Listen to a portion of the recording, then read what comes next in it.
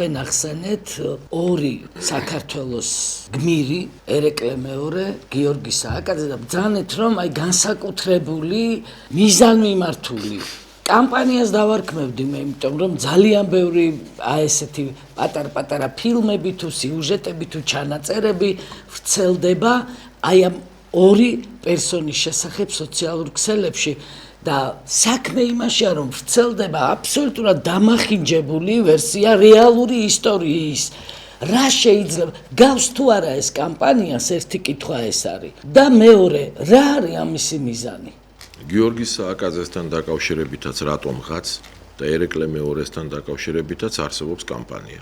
ნაწილობრივ იგი დაფინანსებულია, ანუ გარკვეული ადამიანები დაფინანსების ხარჯზე აკეთებენ ამას, უარყოფითი კამპანია. მეორე ნაწილი აყოლილია ამას და აქ წარმოუდგენელ გაუნათლებლობას ვხედავ ჩვენ. აი წარმოუდგენელ გაუნათლებლობას. აი მარტივი მაგალითი.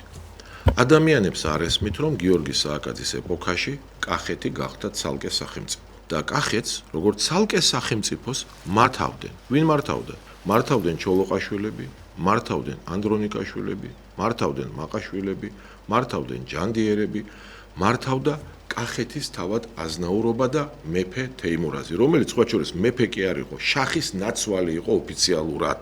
ვერანაირ აჯანყებას კახეთში გიორგი სააკაძე, კახეთის სხვა სახელმწიფო იყო და ქართლის სხვა სახელმწიფო იყო და გიორგი სააკაძეს მეომრები ყავდა ქართლში, კახეთში არ ყავდა ვერანაირ აჯანყებას. გიორგი სააკაძე კახეთში ვერ მოაწყობდა კახელი მართველების და დიდებულების გარეშე. თუ აჯანყების მონაწილეა და თავი არ იქნებოდა თავად თეიმურაზი, თავად ჩოლოყაშვილები, თავად ანდრონიკაშვილები, თავად ჯანდიერები თუ მაყაშვილები თუ სხვები, როგორ გააკეთებდა ამ აჯანყებას, როგორ მოახერხებდა გიორგი სააკაძე. ეს სხვა სახელმწიფო იყო, ამის გაგება არ ძალუց ხალხს. გიორგი სააკაძე არ მოუძღვებოდა შახს კახეთში. შახი და იყო საქართველოს ბრძანებელი, საქართველო იყო რეგიონი იმ დროს სპარსეთის და აქ სპარსული გარნიზონები იდგა მთელ საქართველოში, მთელ კახეთში იდგა სპარსული გარნიზონები და არავითარი წინამძღოლი შახს არ ჭირდებოდა, ის აქ დადიოდა როგორც საკუთარ მიწას. შემდეგ კახეთიდან რა მიზეზით ასახლებდა შახი ხალხს? ესეც არ ესმით ადამიანებს, საერთოდ განათლება არ აქვს. ეს ფეოდალური სახელმწიფო იყო. თეიმურაზი აცხადებდა თავს შახის ყმად. თეიმურაზ თავის მხრივ ყავდა ყმები. როცა შახმა თეიმურაზი გადააყენა მეფობიდან, აი თანამედროვე ტერმინი რო ვიხმაროთ, ავტომატურად თეიმურაზის ყველა ყმა გლეხი გახდა შახის საკუთრება. ისედაც ასე იყო. ყველა თეიმურაზის მთელი საკუთრება, მათ შორის რა ტრაგედიაა, ხო, რომ ადამიანების საკუთრებაა, ქონებაც და ყმა გლეხებიც ამავდროულად ავტომატურად შახის საკუთრება იყო და როდესაც მან გადააყენა, თავარი მოტივი, რომლითაც ის ასახლებდა, ის ამბობდა, მე ჩემი საკუთრება მიმყავსო. და კახელი თავადაზნაურობა, კახეთის მართველი ელიტა არ უწევდა წინააღმდეგობას, პირიქით, ის დახვდა შახს. სამი შემოსევა იყო, სამივე ჯერზე დახვდა თავად შახს. რა უნდა გაეკეთებინა გიორგი სააკაძეს, როცა ისინი ვინც მართავდნენ კახეთს, თავად შახს დახვდნენ და შახმა წაიყვანა თავისი საკუთრება. ხედავთ რა გადატრიალებული აზროვნებაა ეს ფეოდალიზმი და ეს მონათლობელობა. ესეც კი არ ესმით ადამიანებს და გიორგი სააკაძემ რატომ მაშინ ვერ მოაწყო აჯანყებაო და მას ადანაშაულებენ რა შუაშია საერთოდ გიორგი სააკაძე ან როგორ უნდა მოეწყო მაშინ. მეორე, ქართლში, როდესაც უკვე იგივე სქემა იყო, რომ საერთოდ მთელი ქართლ-კახეთი მთლიანად უნდა გადაესახლებინა, გიორგი სააკაძეს ყავდა მოკავშირეები, ყავდა თავისი მეომრები და ძლივს 15,000 კაცი შეკრიბა, ძლივს.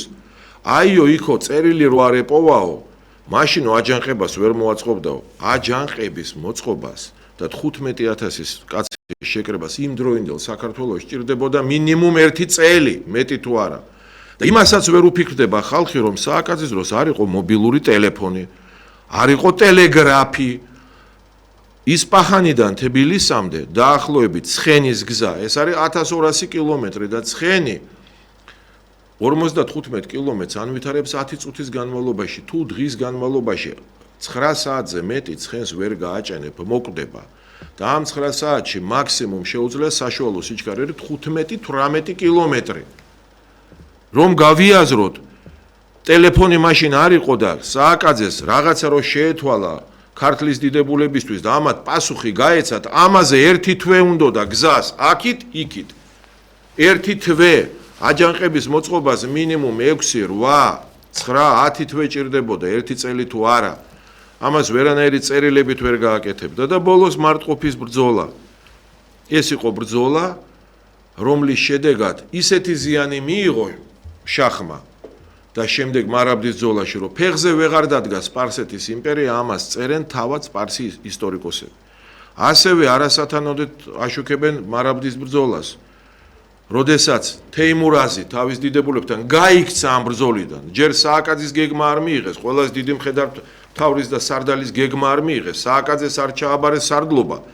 თეიმურაზი იყო სარდალი, თვითონ გაიქცა ბრძოლის ველიდან, გაიქცა დიდებულებთან, შეატოვეს ეს სააკაძეს. მან ქართული ჯარი გაიყვანა და პარტიზანული ომებით 3 თვეში მოსპო მთლიანად სპარსელები და ამ დროს თეიმურაზი ჩაკეტილი იყო თავის დიდებულებთან ციხესიმაგრეებში. აი ამას თუ ვერ ვხედავთ ჩვენ. ის რომ გიორგი სააკაძემ გაანადგურა სპარსეთის ჯარის, ნახევარი ამას წერენ სპარსი ისტორიკოსები და ამის შედეგად გადარჩა მთლიანად საქართველოს ფიზიკურ განადგურებას და არა მარტო საქართველოს, სხვა შორის სომხეთიც. ასე რომ არა გიორგი სააკაძე დღეს ჩვენ აქ არ ვიცხოვრებდით, ისპაჰანში ვიცხოვრებდით, ან სადღაც ფერეიდანში. არა, აქ იქნებოდა უკვე ისპაჰანი. აქ იქნებოდა ალბათ სხვა ახალი ისპაჰანი და ჩვენ არ გვეცოდინებოდა არც ვინ არის არც ქეთევან დედოფალი და არც სხვა გმირები. ანალოგიურად გამოდიან ახალგაზრდა ისტორიკოსები და ამბობენ, აი ყოველთვის მძიმე დრო იყო, ერეკლეს დროსაც მძიმე დრო იყო, მე რა ეს ჩვენ არ გვჯერა ამისი. რას ნიშნავს ყოველთვის მძიმე დრო იყო? მძიმე დრო იყო საქართველოში სამჯერ არაბების შემოსევისას, როდესაც ქართული ტომების, სხვათა შორის ქართველური ტომების, სხვა ტერმინს ხმარობენ, დღევანდელი აზერბაიჯანის ტერიტორია მთლიანად დასახლებული იყო ამ ტომებით და ყველანი ესენი, ანუ ქართველობის ნახევარი ამოწყვიტეს არაბებმა, ძლივს გადავრჩით და ნახჭევანში მაშინ სომხები ცხოვრობდნენ. მარვან მეორე, მურვან ყრუმ მთელი ნახჭევანი გაწმინდა სომხებისგან და თავის რეზიდენცია დაქცია და დღესაც იქ აღარ ცხოვრობენ სომხები. სწორედ აზერბაიჯანული და თურქული მოდგმის ტომები შემოვიდნენ მაშინ და დღევანდელი აზერბაიჯანიც ასე გაჩნდა და ნახჭევანშიც ამგვარად არიან. მეორე პერიოდი ეს იყო გიორგი სააკაძის პერიოდი, როდესაც ფიზიკურად გადასახლება დაიწყეს ქართველობის და სწორედ გიორგი სააკაძე მიიხსნა საქართველოს და მესამე პერიოდი იყო ერეკლე მეორესი, როდესაც საქართველოში ქართველები ცხოვრობდნენ დაახლოებით ნახევარი. ოფიციალურად 53% იყო ქართველების და 47% თურქების და სპარსების. და ამ 53%-ში კიდე სომხები იყო მინიმუმ 3-4%, ანუ ქართველები იყო სულ ნახევარი.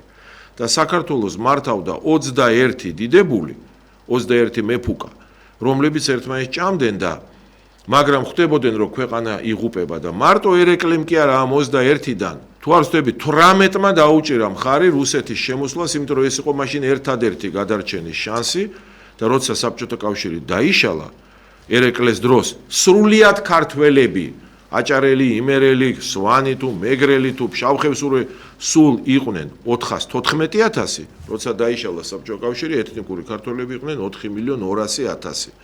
და ეხლა მიმდინარეობს გასაგებია რუსეთს ებრძვის მთელი ეს ლიბერალური და არალიბერალური, არ ვიცი, რუსეთს ეხლა ყველა ებრძვის და ამიტომ ეხლა ყველა თulis კარგ ტონად რომ უნდა მოგვიყვნენ როგორიც ცუდი იყო ერეკლე მეორე და რა შეცდომები დაუშვა მან იხსნა საქართველოს და აი ესეთი სიბრმავე არა მარტო არ შეიძლება ეს ვნებს ეროვნულ სულისკვეთებას, აი ეს უნდა გაიაზრონ ვითომ და ვაი ისტორიკოსები. ნახეთ რა მინდა და ტელემაყურებელიც გვისვავს სოციალურ ქსელში ამ კითხვას. ისე გამოდისო წეღან წერდა ქალბატონი რომ ჩვენი დასაცავი ხდებიანო ჩვენი ისტორიული გმირებიო და ზოგიერთს დამცველიც არ ყავსო. მე ვფიქრობ რომ სახელმწიფო პროექტებია საჭირო, დაფინანსებას უნდა ღებულობდნენ ის ისტორიკოსები, რომლებიც არ ამახინჯებენ ისტორიას და ისინიც დაფინანსების ხარჯზე უნდა აკეთებდნენ გადაცემებს, რაც შეიძლება ბევრს, უნდა წერდნენ კლიპებს. აი გადასარევი პროექტია გააგრძელეს საქართველოს ისტორია, ქართველი შვილის პროექტია ესეც, ძალიან კარგი პროექტია, მაღალი დონის, აი ძალიან მაღალი დონის და ესეთ ხალხი უნდა ღებულობდეს დაფინანსებას სხვაებიც, იქ ვაჟა ოთარაშვილი, სხვაები, რომ რაც შეიძლება ბევრი გადაცემები იყოს, სადაც სწორედ არის წარმოჩენილი ეროვნული გმირები.